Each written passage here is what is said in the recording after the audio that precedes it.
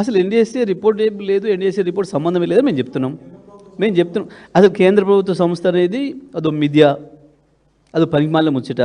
ఎన్డీఎస్ఏకి ఏ power లేదు, ఎన్డీఎస్ఏకు చెప్పిందని ఆపే పని లేదు. ఇంకొకటి కూడా చెప్తున్నా, ఎన్డీఎస్ఏ చెప్పలే, ఆపమని చెప్పలే, రిపేర్ చేసుకోమని చెప్పింది.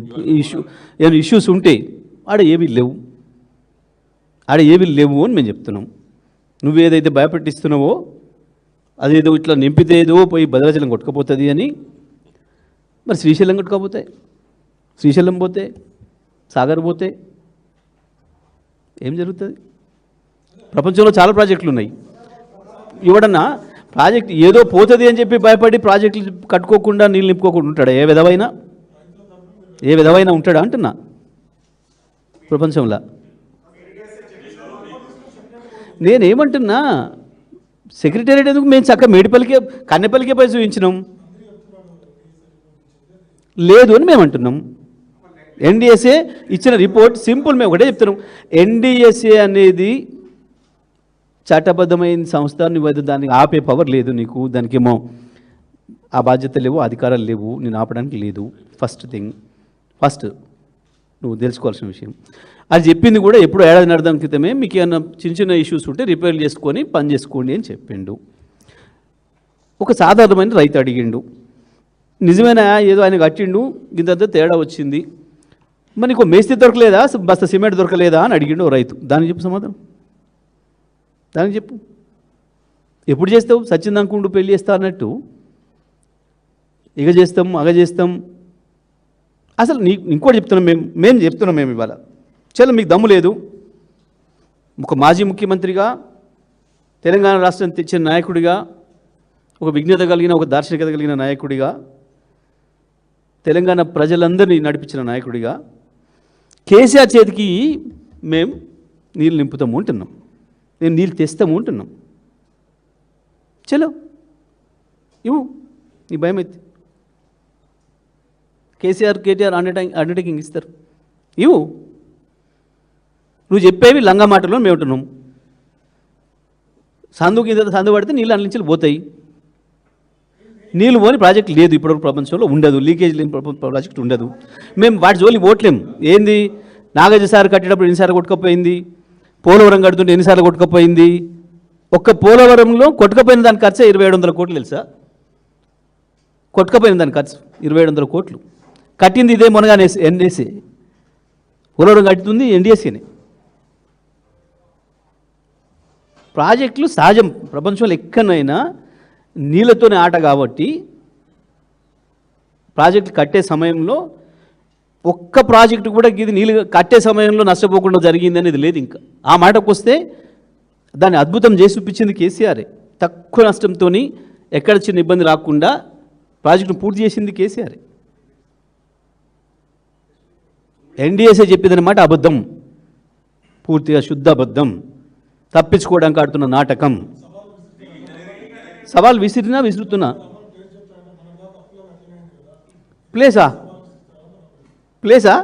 ప్లేస్ ఎందుకు? చెలుపా కన్నెపల్లి స్టార్ట్ చేద్దాంపా. నీకు భయం అయితే మేమే నొక్కుతాం బటన్, నీకు భయం అయితే మేమే బటన్ నొక్కుతాం పా అంటున్నా. చలో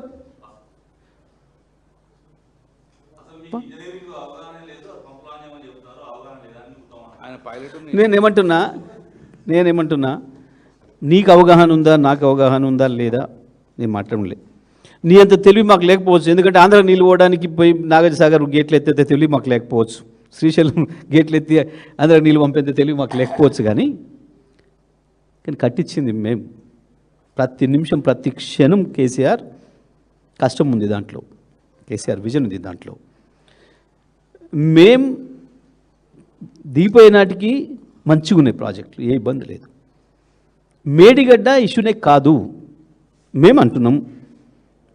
చలో పని చేద్దాం పట్టు, నువ్వొద్దు నేనొద్దు, నీకు నచ్చిన పత్రికలు ఉన్నాయి కదా, మాకు నచ్చిన కూడా కాదు, నీకు నచ్చిన పత్రికలు ఉన్నాయి కదా, గా ఎడిటర్లను లేకపోతే వాళ్ళ రిపోర్టర్లను పంపించి చెప్దాం బటన్ ఆన్ చేయమని.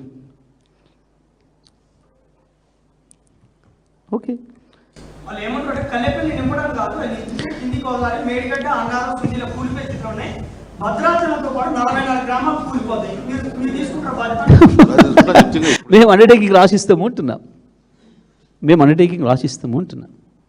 మాదే బాధ్యత, అండర్టేకింగ్ రాసిస్తాం. ఇక వినోదన్న లెక్కలే చెప్పింది టెక్నికల్గా. వాళ్ళు పనికిమాలిన మాటలు, చెత్త మాటలు, సొల్లు కబుర్లు తప్ప 29 లక్షల క్యూసెక్కుల నీళ్లు ఒకే నిమిషంలో ప్రవాహం చేసినాయి.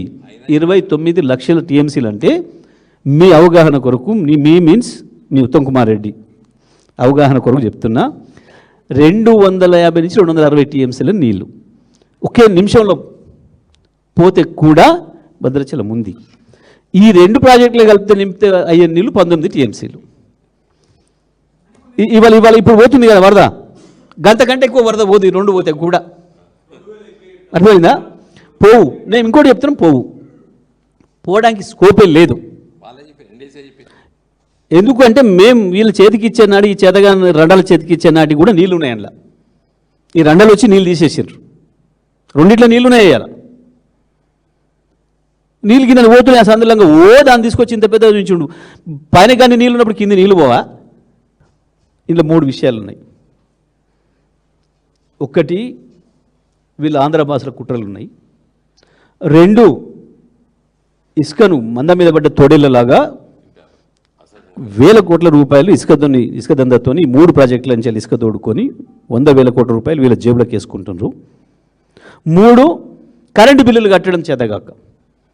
ఎందుకు కట్టాలి ఉచితంగా రైతుల కరెంటు బిల్లులు? బయట ఆ పైసలు ఉడకనిస్తే కమిషన్ వస్తుంది కదా, కమిషన్ రాదు. మళ్ళీ ఇంకో పంచాయతీ దాంట్లోనే ఈ రైతులు పంట పండిస్తారు. పంట పండించాలంటే ఇప్పుడు ఇతరాల పంచాయతీ, ఎరువుల పంచాయతీ. ఎరువులు ఏమంటారు? ఎరువులు ఇచ్చిన తెల్లారి పంట పండించి తెచ్చి కొనమంటారు, మద్దతు ధర. దానికి మళ్ళీ బోనస్ అదనంగా చెప్పిన గొప్పలు పోజులు కొట్టి ఉత్తర కుమార్ మాటలు మాట్లాడి చెప్పిన బోనసు కొనాలి. ఇన్ని పంచాయతీలు ఎందుకు? ఆ పైసలు అనుకున్న పైసలు కమిషన్ వచ్చి మంచిగా గది మంచిగా సుఖంగా ఉన్న పని చేసుకోక కష్టం ఎందుకు చేయాలి? ఎస్, నీ బొంద నువ్వు చెప్పేది ఏంది? మేము వస్తే తెల్లారి ఒకటే రోజులో ఆన్ చేస్తాం, 1 నిమిషంలో ఆన్ చేస్తాం బటన్. అప్పటిదాకా ప్రజలేం ఉండనియరు అనుకుంటున్నామేమో. పొదువు పైగా ఊళ్ళకు ప్రజలకి ఏం తెలియదు, అమాయకులు. ఇన్ని రోజులు మేము చెప్పిన సొలుక అమ్మినరు అనుకుంటున్నామేమో. అర్థమైంది.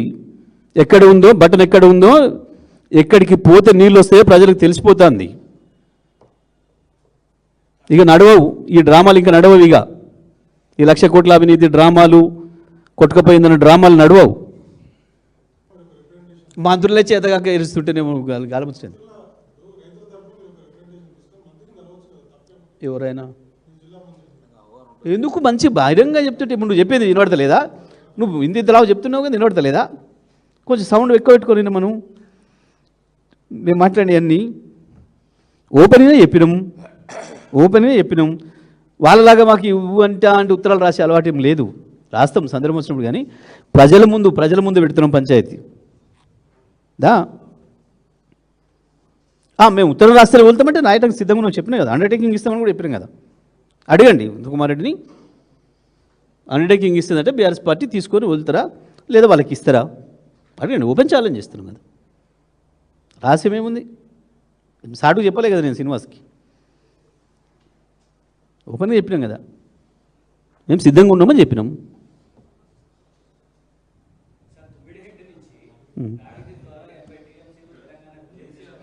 ఎందుకు చేస్తలేవు మరి? ఎందుకు తేలే? ఎవడు ఆపిండి? 2.5 ఏళ్ళ నుంచి ఎవడు ఆపిండు? పట్టుకరా భయ్. 9 హట్టి నుంచి చేస్తావా, 9 హట్టి నుంచి చేస్తావా, ఇంకో హట్టి నుంచి తెస్తావా, ఇంకో 30 నుంచి తెస్తావా? పట్టుకరా. ఎవడుతానండి నాపినమా? 2.5 ఏళ్ళు అయిందా ఏమన్నా ఇంచు? ఇలా ముఖాలకి ఇంటర్వ్యూ ఇస్తలేరనే ఏడవబట్టిరి. తప్పకుండా ఉత్తమ్ గారు కనుక అడిగితే ఇస్తాం. ఉత్తమ్ అడిగితే మేము సిద్ధంగా ఉన్నాం ఇయటానికి. ఉత్తమ్ రేవంత్ ఎవరు అడిగినా క్యాబినెట్ అడిగితే ఇయటానికి సిద్ధంగా ఉన్నాం. మేము క్యాబినెట్ అడిగి మనం సిద్ధంగా ఉన్నాం. కేసీఆర్తో ఇప్పిస్తాం. ఉత్తరమే కాదు, అండర్టేకింగ్ ఇప్పిస్తాం. ఉత్తరమే కాదు, వాళ్ళలాగా చెత్త ఉత్తరాలు చెత్తరాతలు కావు, అండర్టేకింగ్ ఇప్పిస్తాం. తెలంగాణ ప్రజల తరఫున కేసీఆర్ ఇస్తాడు, సిద్ధంగా ఉన్నాడు. తెలంగాణ కొరకు ప్రాణం వేయడానికి ఉన్న సిద్ధం ఉన్న కేసీఆర్ తన ముందు తను కట్టి అద్భుతంగా చేసిన దాన్ని నాశనం చేస్తుంటే ఎట్లా ఊరుకుంటాడు? మళ్ళీ దీనికైనా సిద్ధంగా ఉన్నాడు కేసీఆర్.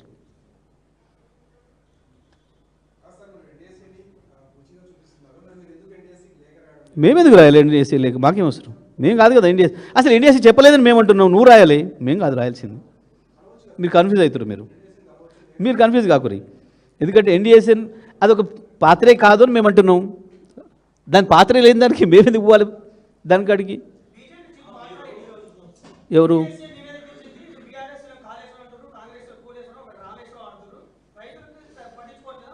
మరి నువ్వే కొజ్జేశ్వరవా? నువ్వు కొజ్జేశ్వరం ఇస్తున్నావా? నువ్వేమేస్తున్నావు? నువ్వు కొజ్జేశ్వరం ఇస్తున్నావా? నువ్వేమేస్తున్నావు? ఏమిటుకున్నావు? ఏం చేస్తున్నావు? ఏంది నీ డ్రామాలు? ఏంది? ప్రజలు అది కూడా తెలుస్తారు, బీజేపీ డ్రామాలు కూడా ఏందో. ఎందుకు? అదే ఎన్డీఎస్ఏ కట్టే కాడ పోలవరం 4 సార్లు కొట్టుకోపోయింది. 2700 కోట్లు మళ్ళీ కొట్టుకుపోయిన వాటికి శాంక్షన్ ఇచ్చినావు. ఎందుకు ఎన్డీఎస్ఏకు నా ఎస్ఎల్బీసీ కనపడలే? చచ్చిపోయిన శవాలు ఎందుకు కనబడతలే? వాడు ఇంకా తీయని దేనికి? మాట్లాడడానికి ఉండాలి కొంచెమన్నా. ఆయన కాళేశ్వరం, నేను కులేశ్వరం, నువ్వే పీకేశ్వరం చేస్తున్నావా? ఏం చేస్తున్నావు? నువ్వే పని చేస్తున్నావు.